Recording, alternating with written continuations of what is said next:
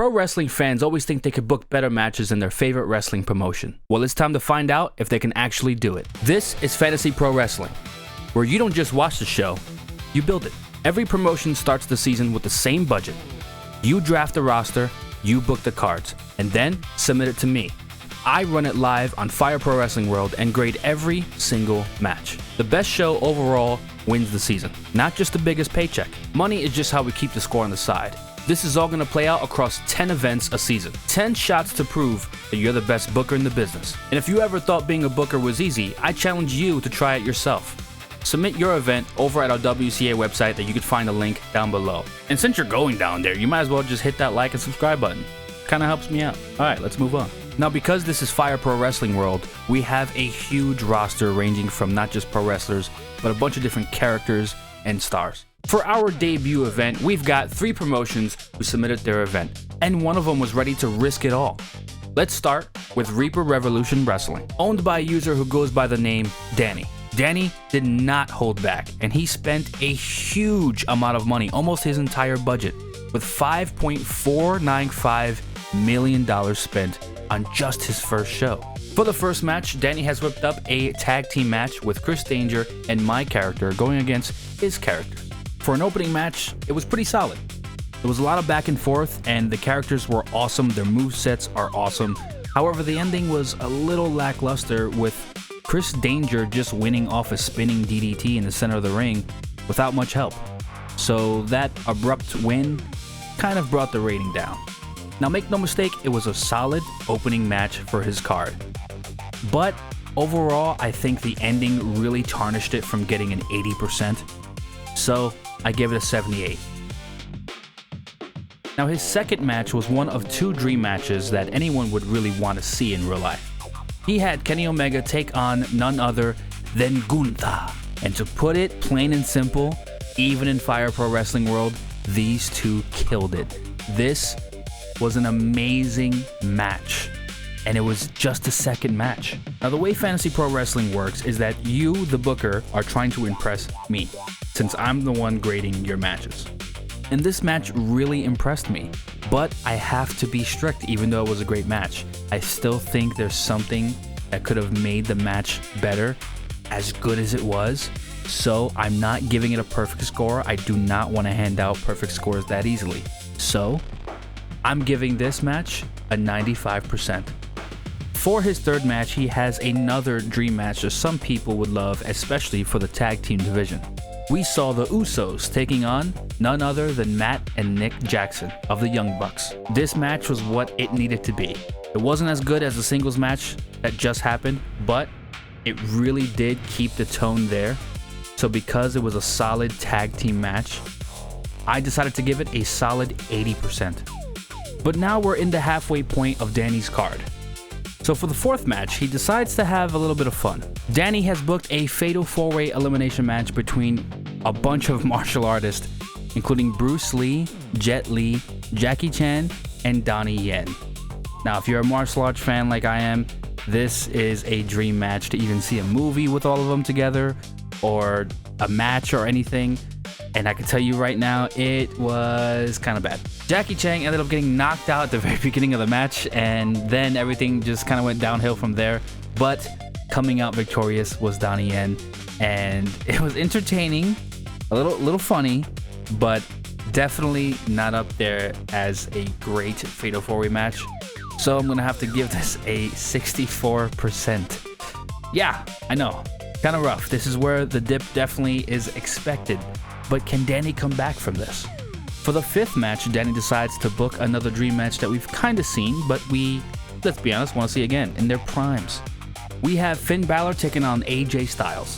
Now, this match started out great, and it was even dramatic with AJ Styles almost getting counted out. But then, out of nowhere, at around 10 minutes, AJ just hits a Styles clash on Finn Balor, and then the match just ends. Just like that. 10 minutes. That's all you get. Yeah, don't know what happened there, but definitely didn't expect that to happen. I'm sure he didn't either, and because of that, it was still entertaining for what we got, but I don't think it was better than the tag team match that we had earlier. So, gonna have to give this match a 76%. Now finally, his main event, the biggest dream match right now, Will Ospreay versus Seth freaking Rollins. Now, I know I've been saying this for a bit of these matches, but this was a great match, a solid match. I don't think it was better than the Kenny Omega and Gunther match, so because of that, I'm going to give it an 88%. Now, I've been flying by his card because I want to let you know that you could check out the full card uninterrupted and watch the whole match to find out for yourselves if you like these matches and if you agree with my rating on a separate video where you can watch all of it, including his card and other people's cards so far. Now, overall, he did really well for his first card with an overall average match rating of 80%. That's pretty good. Now, before I tell you how much he made after spending almost his entire budget on his card, for this series, I will be giving a $50,000 bonus to the best match on a card every single show. And for Reaper Revolution Wrestling, the bonus was awarded to Kenny Omega versus Gunther. And now for the total, Danny made back $2.6 million on top of the $50,000 bonus. Plus his gate revenue gave him $1 million more. That's right, we do have venues and we do have ticket sales. So overall, Danny got back $3.6 million. Being the first one that sent submissions and almost wasting his entire budget and almost losing because of that, he was able to make back $3.6 million. I know technically he's still under from what the budget he started with, but the first event is always going to be the hardest because they do have to pay for a roster. However, they don't have to pay for the same people they've been using. Once they acquire someone on the roster, they don't have to pay for that again unless they pay for someone new. It is up to them to manage their money throughout this series for 9 more events to end off the season. We now move on to our second submission, Beautiful Mania, owned by Varora. Varora spent $2.4 million booking their card, so let's get into the matches and see how they did. Up first, we have Luigi and Mario in a no DQ street fight. Yup, I said that. Luigi and Mario. Now, as fun as this match was to see, especially seeing Luigi and Mario go against each other, it was pretty simple. It didn't really feel like a no DQ match. In fact, I pretty much forgot. Luigi ended up doing some cool moves, but in the end, the match kind of fell flat. Still a little entertaining, and maybe it's because of the characters. So, I give this a 77%. And next we have a tag team match between Rox and Master Roshi versus Ryu and the Wii Fit Trainer. Yes, the Wii Fit Trainer. I doubt some of you even remember that. This match was pretty fun, honestly. Rox's character got some pretty good offense in. It was a pretty good back and forth as well. But after a good fight, it finally ended with Ryu hitting his iconic. Yeah, it was pretty much over after that. But the final rating, I'm going to have to give this match an 87%. Next up, we had Zarbon go up against the Pink Ranger. Overall, it was a pretty good match, but this match was set for a no DQ, but it really didn't seem like a no DQ match, and it's not their fault for this. These characters are made by someone else entirely, so they're not going to fight exactly how they expect it to. And that's one of the risks of just making matches. Even the best of characters can have a pretty flat match. And because of the match type, well, I'm going to have to give this a solid 80%. The next match was pretty fun. It was a triple threat match between Little Mac, Michael J. White, and yes, Arnold Schwarzenegger, the Terminator himself, in the match. Now, this match was a little entertaining for what it was, but I did make the mistake, and I will take blame on this, for not putting the exact match type this was supposed to be. It was supposed to be whoever gets the pinfall or submission wins immediately, but it was set to be an elimination, and it wasn't supposed to be. So, I went based off who got the first win, and that was none other than Michael J. White. With how the match went in general, I would give this a 72%. Then we move on to our barbed wire death match, the first so far that anyone has done. We saw Killer Bee from Naruto take on Shao Kahn from Mortal Kombat. Now, given the stakes, these guys went on way longer than I expected. In the end, Shao Kahn ended up winning the match with a flawless victory. I'm gonna have to give this match an 81%. And now for the main event, Coca-Cola Man versus Pepsi Man. This is by far my favorite combination that anyone can do in their submissions, and it might be a little cheat code, at least if you want to get in my good graces. Pepsi Man actually was a real character that was made and even had his own video game. So I took it upon myself to basically clone him and make a Coca-Cola man to be his rival. And there may be some more that you'll see down the line. Surprisingly, they paired really well, and this match was pretty fun, and I have to give this an 85%. I couldn't put this match above the tag match that happened earlier, so I really had to put it just below at an 85. It just made sense. And now we break down how the event went. Here are all the match ratings altogether, and the $50,000 bonus went to the tag match between Rox and Master Roshi versus the Wii Fit Trainer and Ryu. That match was overall just better, and I had to give it the $50,000 bonus. Overall, Aurora spent $2.4 million, with the matches itself only costing $1.3 million and their gate giving them $1 million plus the $50,000 bonus. So far, the cheapest event, and that puts them ahead in first place, even though it technically as a whole averages out to 80% overall match rating. Because Aurora was smart with their money, it puts them in first place because it's not just about making money. It is about using the money more efficiently. Out of a 5.5 million, they only used 2.4 million, and they earned most of it back. Their net is only at $75,000, less than what the starting budget was. So far, a great showing from Aurora and Beautiful Mania. And now we move on to our third and final submission, and that is Otsumaki Wrestling, owned by Tenchi, who spent $4.1 million on his first event. Now Tenchi is starting off hot. He put himself, because he is a pro wrestler, shout out to Tenchi X, go watch him out in PWF. He's putting himself against Konosuke Takeshita. Take a shitter! For the first opening match to be this, was freaking sick. I have to be really strict with my rating here, and I don't think it was perfect to get 100%, but it was damn near close, so I'm giving this a 95%. Please go watch the full event and watch this particular match. This match was awesome. Right after that amazing match, he sets up a tag match between some characters that I think is a cheat code if you want to impress me personally. I told you guys we will see more of them and possibly more drinks, and that's exactly what we got here. Diet Dr. Pepper teaming with Dr. Pepper Man to go against Coca-Cola Man and Pepsi Man. This tag team match was pretty sick.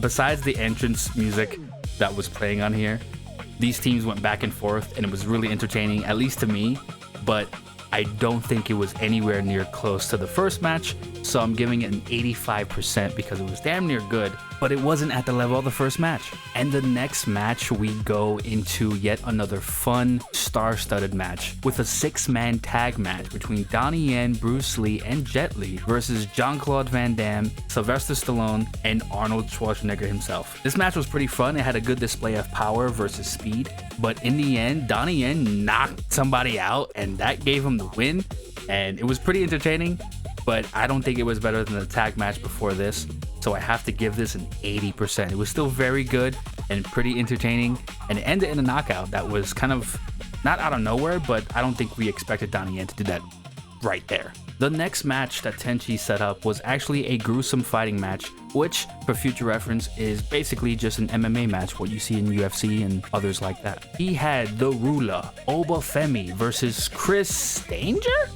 That man's gonna die.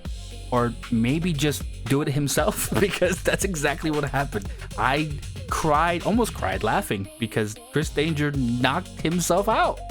I'm gonna say that again, Chris Danger knocked himself out. The match really wasn't what we expected at all, and I don't think it fit the style of what these two bring in their movesets. So because of the style type, it definitely brought the ranking down a lot for this match. But the fact that he knocked himself out actually knocked it back up. I would have gave this somewhere in the 60s, but honestly, because he knocked himself out and I laughed for so long, that doesn't mean it's a great match, but I gave it a 75% because it made me laugh for like a good 3-4 minutes. Our co-main event is another questionable one from Tenchi, because I wonder if he is doing this to punish certain people. He selected Aurora to take on Baki's dad. No, not that guy. This guy. Aurora put up a good fight, but I think everyone knew with how vicious Yujiro Hanma gets the match wasn't going to end well for Aurora. In the end, it was entertaining, and there's no way in hell this match was anything less than the Obafemi match and Chris Danger. So I gave this an 82, nudging it above the 6-man tag match that we saw earlier. Then, to spite me, our main event is my character versus my very good friend Parallax Stella. He definitely did this to spite me. But you know what? It kind of backfired on him because for some reason my character sucks at putting on good quality matches. In fact, if you want a really bad low rating, choose my character. You can get away with it in a tag match, but a one-on-one, not really. With how quick this match ended, it definitely didn't live up to any hype whatsoever, and I had to give this match a 65%. It was a really low rating. It's technically still a passing grade if you think about it. My character needs a lot of fixing, so it's not really Tenchi's fault, even though he did do this match to spite me, but hey, you live and you learn. And it's the first event, and Tenchi has done pretty well with the event so far for this sacrifice to not hurt him as much. After all that, this is the result of Tenchi's event so far, with all the ratings averaging up to 80%, doing a 3-way tie between all submissions so far with 80%. It is the first event, so the averages are gonna be about the same, surprisingly. But as we go on into the season, the averages won't be similar. This is just for the first event. The $50,000 bonus went to the first opening match between Tenchi and Konosuke because that was by far the best match in all of the submissions. Again, go watch the whole event and watch that match, please. Overall, Tenchi spent $4.1 million. He earned $2 million back from his matches, plus the $1 million for the ticket sales that he made. So in total, Tenchi made back $3 million. So now that we have all 3 submissions done, here is the final standings of the event so far. Now in this series, we are going by whoever puts on the best matches, so the average match rating is going to be counted first, which right now all 3 promotions average out to 80%. So right now it's a 3-way tie. So the tiebreaker is we take into account how much someone has spent and been more efficient with their money compared to their budget.